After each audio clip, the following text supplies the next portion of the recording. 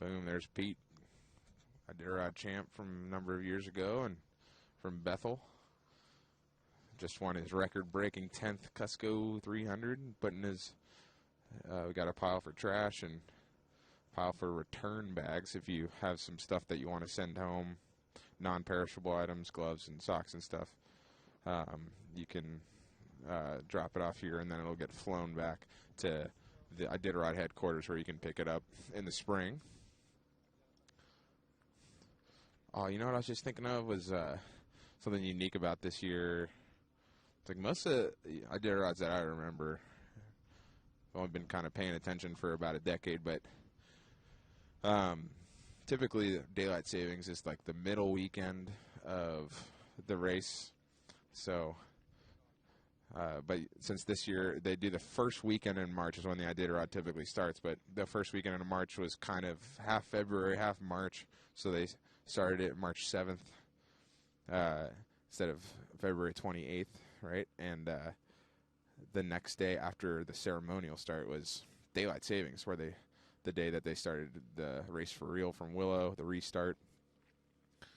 So we don't have to account for daylight savings during the race, which can be confusing for not just the mushers, but for the Iditarod insiders like myself. So one less curveball. Yeah, here's a good story from Jody. All right, so I'm going to tell a story about my rookie year in daylight savings. I was in Nulato, and I went to bed at 1, and daylight savings happens at 2. And I asked for a wake-up call in 3 hours, which would have been 4, but they woke me up at 5 because of daylight savings. But by Nulato, you're pretty tired, right? And the checker was trying to explain to me, and in my mind, I was like, you woke me up late. I'm late now. This is awful. And they were like, no, it's daylight savings. And I couldn't wrap my brain around it. I mean, to the point where I got so frustrated and I was so tired, I started to cry a little. And the checker person was like, Jody, just get out and get on your sled and go. Like, I couldn't understand daylight savings. I was so tired. It really is hard on the mushers when it happens in the middle of the race. So, Carrie, if you're listening, I forgive you for making me cry. Yeah, it is one little curveball that they don't have to see during the race.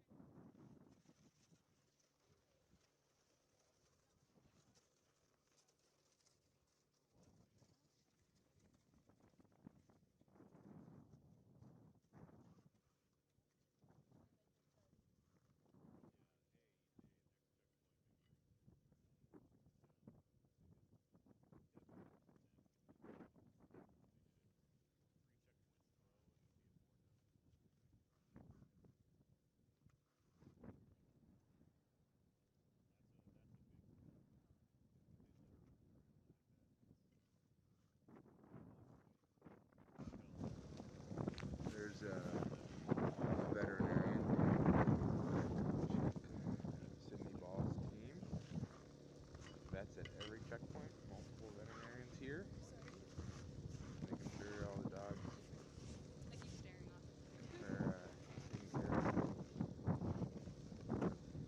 Vitals where they need to be, and they team up with the mushers and share concerns.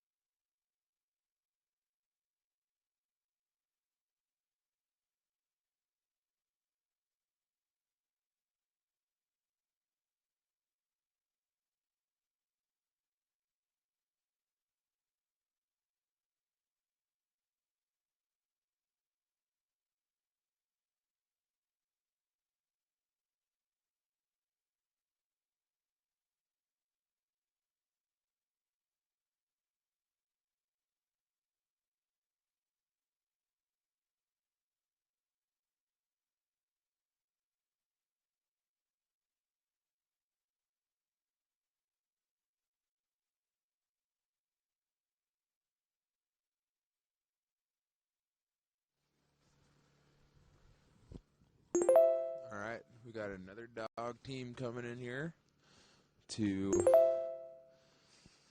Rainy Pass checkpoint.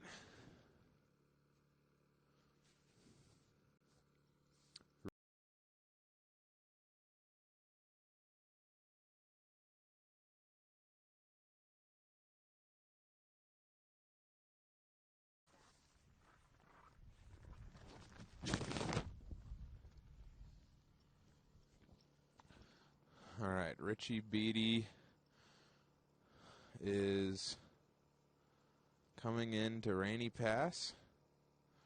We got a few people kind of standing in the way a little bit, but we'll see him coming in here in a second. And Richie Beatty is running his second Iditarod. He's classified as a rookie, and he is got a small kennel in Cantwell. He spent a lot of time mushing in Fairbanks as well. His wife, Emily Rosenblatt, and him have been training this team. And just the two of them, they've got some really cool looking dogs. A couple of big boys in there. So we'll see if we can get a good look at them. This is definitely Richie coming into Rainy Pass. 2, 4, 6, 8, 10, 11, 13 dogs. Richie, welcome to Rainy Pass. Wild Things. That's the name of his kennel.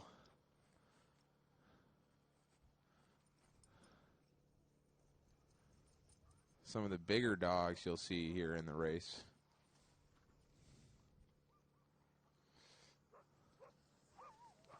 Doing the mandatory gear check, and we'll see if he is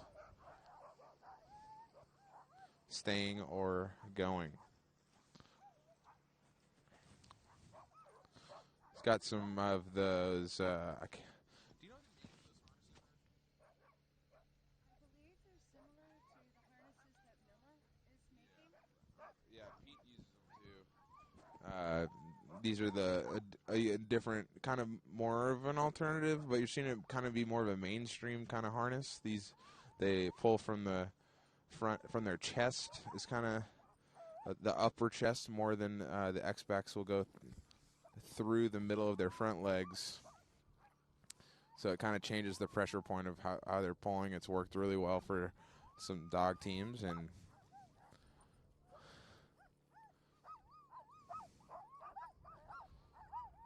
these guys are ready to go.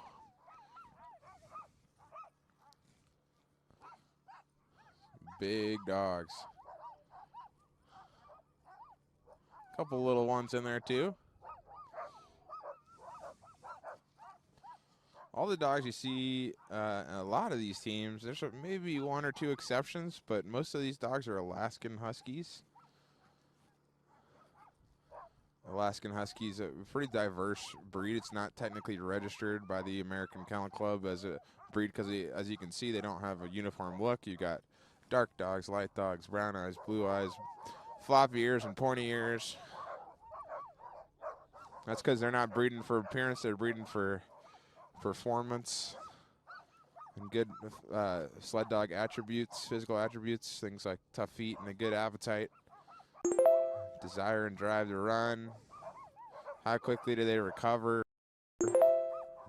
How good are they at eating and holding their weight? Their general demeanor.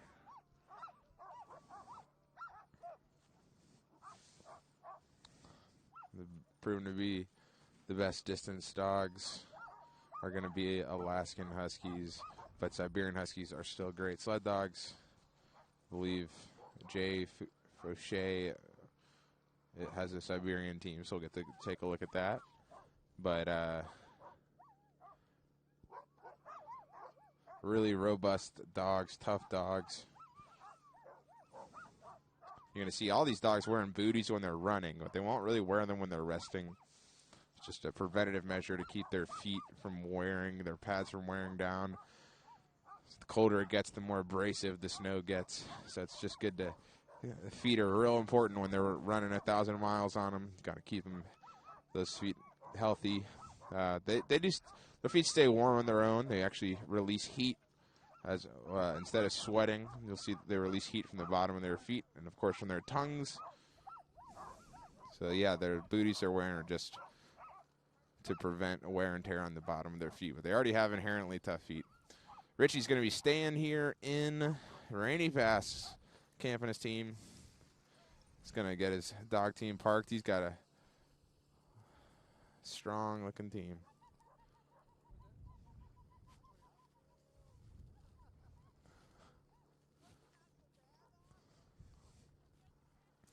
Hard to be a volunteer and you want to tell the dogs to turn right, but they're like, what? What do you mean? So sometimes you have to just guide their lead dogs to the parking spot, and that's what the volunteer did. We've got, I believe, Jeff Dieter coming in a little bit.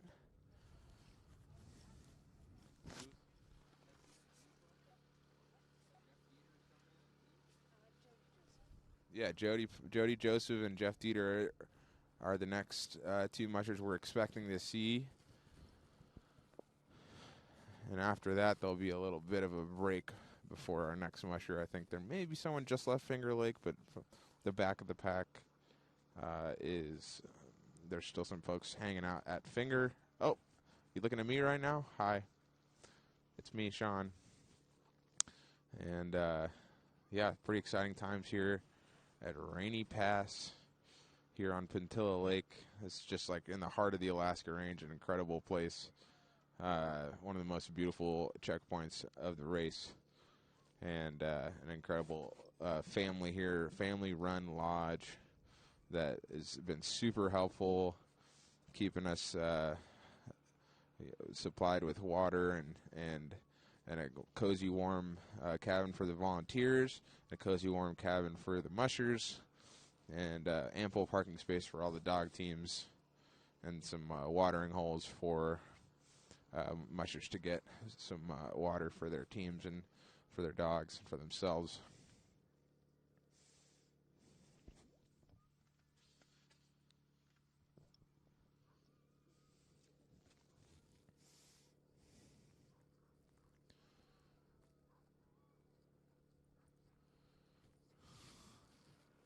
We'll keep an eye on the trail coming in for you, and when we hear of a dog team coming, we'll see them. We'll see they're on their way in, and it looks like we have one musher that's preparing to leave. The far end, there's someone preparing to leave. Not sure who it is, but that's Roan. I'm gonna get a good look at them as they're heading out. Is it? Yeah. Yep. We're live again at Roan. We got the batteries thawed out now. If you didn't see earlier, this is the first time we've had live coverage from Roan. This is where the mushers check in, and then I'm pointing it up the trail or down the trail where they'll be coming in. Of course, Jesse Holmes is already here. It's the first time we've ever been able in all the history of the Iditarod to have live shots from the Roan checkpoint. Now I want to explain something. This is not our normal live stream camera, so they're not. This is the one Matthew's carrying up the trail, our snow machine guide, and they just work on foam batteries. It's not a long-term live stream like the other units we have, so this won't be on constantly. They're little short-time views of what's going on, but there's the historic Roan cabin. It's now maintained by the BLM. It's on a National Historic Trail. A few years ago, friends of Matthews and mine came out here for the work for the National Park Service. They stabilized this cabin, did a little work on it, raised it up, and replaced some rotten logs to take care of it for the public. So again, I'm going to do a quick little tour. Some of you might not have. There's a famous camera guy right there, Scott Jensen, who films for The Insider. I'm going to do a quick little run around here of the. If you might have missed this before, it's going to jiggle a little bit while I move around. Ready to leave right now. It's Jesse Royer, the 21-time We have finisher. tents in the background. That's where the veterinarians and the checkers stay. They only use the cabin for mushers to sleep in and to make meals and a warm place for people to hang out. We are in the middle of the Alaska Range. We are surrounded by mammoth mountains in this area, and that's one of the reasons there's never been live coverage here. It's hard to get signals out, but we think we finally got it figured out a little bit. We've got checkers here, we have veterinarians, we have 2 race judges. The area that's open back there is where the parking area is for the teams that want to rest here. That's where Jesse Holmes' team is. Back there sleeping now. He just did this big run coming from Finger Lake. He told us he kept coming here because it was so windy up in the pass that he just wanted to get his dogs down to an area where there was a little more shelter and they could rest peacefully and pick up or gain back some energy. They ate great. Everything he offered them, they ate, they drank, and his plan now is to just stay here for a bit, get some more energy in the tank, and he just went into sleep. The food drop bags there, the mushers send out with all their supplies. The blue bags are storing the hay that the dogs, they have for the dogs for bedding. And the yellow in the little wheelbarrow, as you see these everywhere, that's the heat that the mushers use for fuel for their cookers. And we're back to the trail, the incoming trail, and we'll just give you a view of the cabin. We don't have any mushers coming in right now, but if we have teams coming in, we'll see if we can keep this live stream going. That's a little view of the checkpoint itself, and we'll just let this roll for a while and let you see the cabin, people doing their chores, getting ready for mushers. It's going to be really busy here tonight. Teams storms are going to be coming and going. Didn't hear earlier, a lot of wind up in the pass. Jesse Holmes, who Jesse said kinda fairly difficult quick, trail, you know, but his dogs handled it great, and he sentence or just two about adjusted his his run. plans and did what he thought was best, considering the amount of wind. say Wind word has gnarly become a describe player it. in this year's Iditarod. The mushers have had to Also, deal we've with heard that windy there's a lot of trails, snow, blown-in trails a in little places where bit. there's usually not any. That's what Alaska does. It's about the- weather. So the frozen mushers rivers have are to coming adapt to Roan, that. and But since they- Finger Lake to it's very right here susceptible to wind, so even though it snows Roan, here that's all kind of day been long, one of the wind main is always factors they've blowing in had that to zone. adapt with. And So I'm going to let usually it's a Matthew bare set ice this slope. up. We'll Kinda just get tricky, a view of but the this year checkpoint, see how long our batteries last, and we'll charge them up. And later tonight, when mushers are coming through, we'll hopefully get you a view again. For the dogs. Take it, Matthew. Tell them what you saw coming in here. Roan. Well, I saw a lot of snow blowing in the wind, You ran the race. What did you and be the most challenging section? I saw a lot of dogs running up I definitely and down put through the this run Alaska from Range. here on the We list. followed And Jesse and Matt Hall, the Yukon River, like on and paper to me, Travis Beals out of oh, it's just like a flat river. the What could be so Rainy challenging? Pass It's always checkpoint, something. and There's the winds then blowing pretty good. kind of leapfrog with Jesse on the river and down to the bottom of actually the there's a couple storms. gorge, There was just lots of and deep snow still cameraman going. Christian, So I think, got sometimes it's some not great necessarily drone the footage run, that likely be going so up the later weather today. conditions that made those runs tough. And this run coming here is just like no matter the conditions, it's even on a good day, it's a tricky run. I've had I did it backwards one time, but I've done it when there was a lot of snow, and I've done it when there's a little bit, and I prefer a lot of snow. I think everybody does.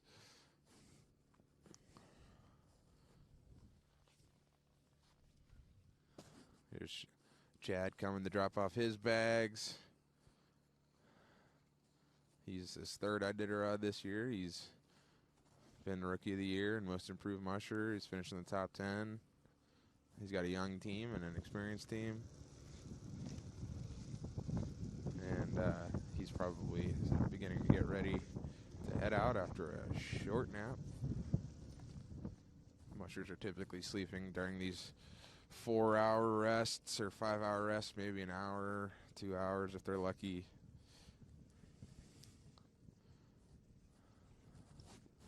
Some people just can spring up right out of their nap. I'm not one of those people, but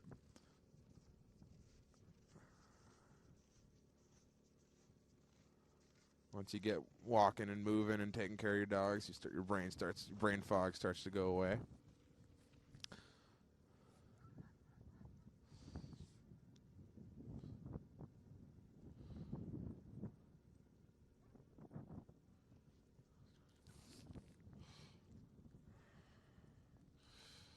There's not a thermometer around here, is there? I don't know. I know it feels cold, but it's probably single digits below zero, I would guess, with a good wind chill. There's this unique phenomena when you've been outside all day, like they have, and we have actually, where you start to lose the ability to figure out what the temperature is. You know, like when you've been out on the trail all day, you know it's cold. But it's not like when you're at home and you step outside and you're like, oh, that's 10 below or that's 30 below. You just have been out in the weather enough that it is just cold. Yeah, there's some mushers that keep thermometers on their sled. Some prefer not to, just because it tells you, it's like, tells you information that, when it's really cold and you're looking at the temp, you're like, ugh. I could have gone without seeing that number. But always good to have, when you spend this much time out in the winter like these guys do, you have a pretty good idea of what the temp is within a few degrees, what your dogs need diet-wise and gear-wise to be set up for success at whatever temperature it is. And you find that when you spend this much time out in the cold, you key into different things. The snow sounds different when you walk on it at different temperatures. Your eyelashes start to kind of freeze together at about, maybe 30, 35 below. And you get cues like that from the environment that let you know what the temperature is. Yeah, my eyelashes are good right now, I think. So we're not at 30 below, that's for sure. I've seen -4 today, but we do expect the temperature to continue to drop as now that the sun's behind the mountains. As the night progresses, it's probably going to get a little bit colder.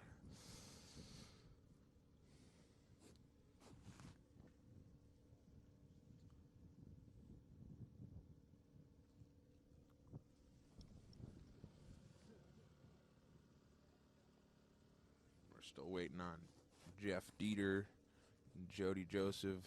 Little micro tornadoes that come and go in a few seconds.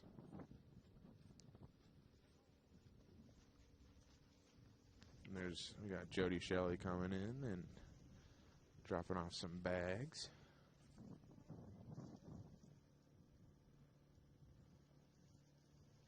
I'm going to show the other side here. We got Brenda Mackey. Oh, what?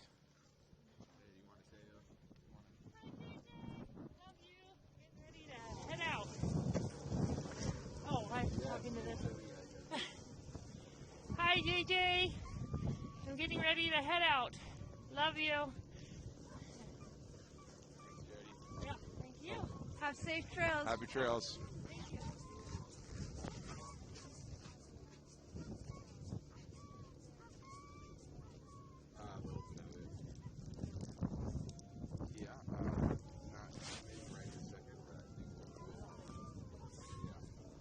Jody just dropped us off a Reese's.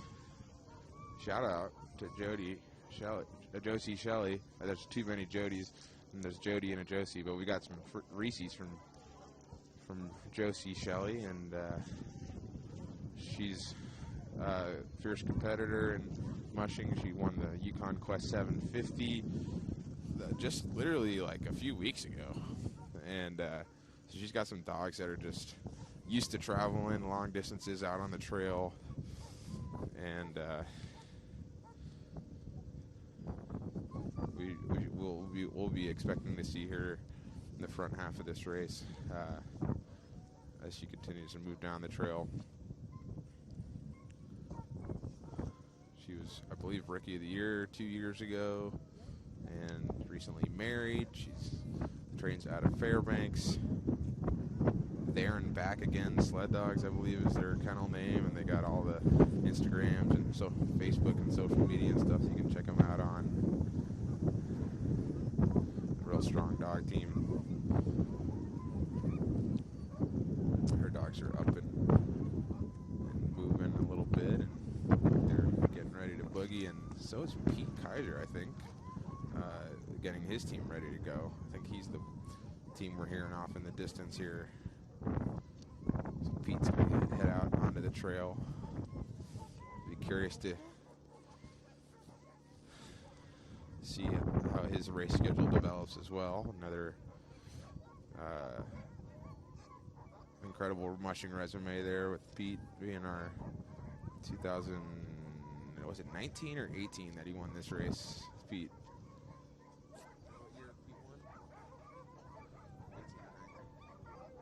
He won in 2018 or 19. I know Yor Olsen was 1 year and he was the other. I get them kind of flip-flopped a little bit, but Pete's. I didn't know there'd be a quiz. Well, you know, I got a database stored in my brain. It's not a very deep database, but there's some information there. Check out, see Pete's departure. His dogs are fired up. Wow. It is in Bethel, Alaska. It's off of the road system here in Alaska.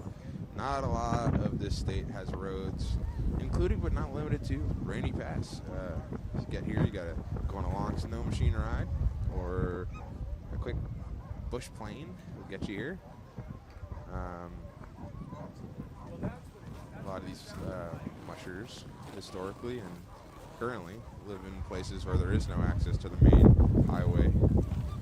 The only way to get there is via the rivers or via plane, via snow machine in the winter.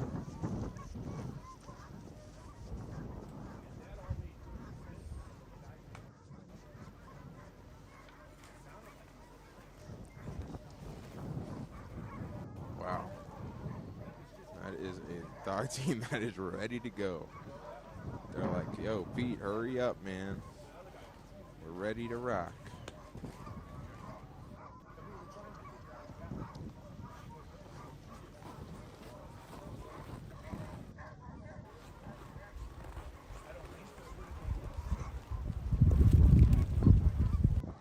See, some dogs have coats on, some dogs don't.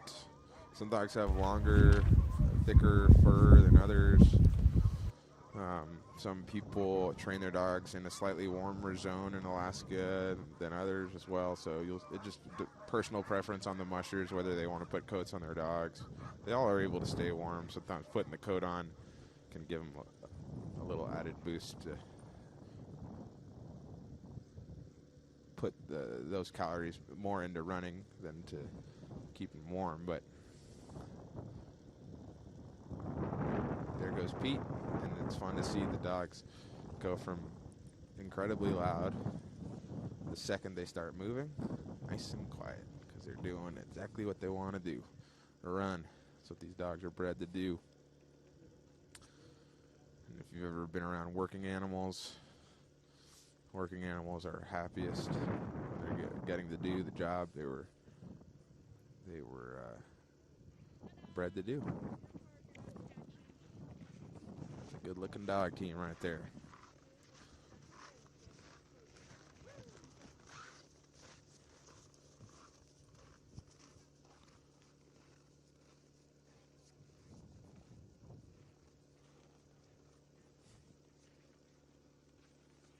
Oh, we got a dog team on the ice. So Pete's coming in, and we got probably Jeff Dieter coming in to replace Pete here at Rainy Pass checkpoint. Rainy Pass checkpoint kind of confusing, I think. That's the name of the checkpoint. The name of the lake is actually Pentilla Lake.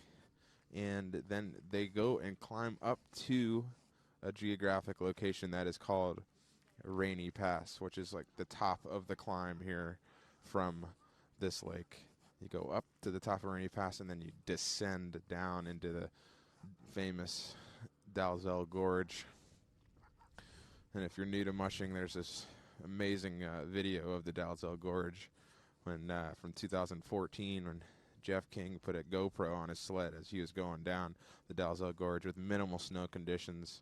Highly recommend going to YouTube and checking that out to give you the fans a taste of what that run looks like. It's a short video, but with some amazing footage. So here we believe we've got Jeff Dieter from Black Spruce Sled Dog Kennel and a former insider, Katie Jo Dieter from a couple years ago is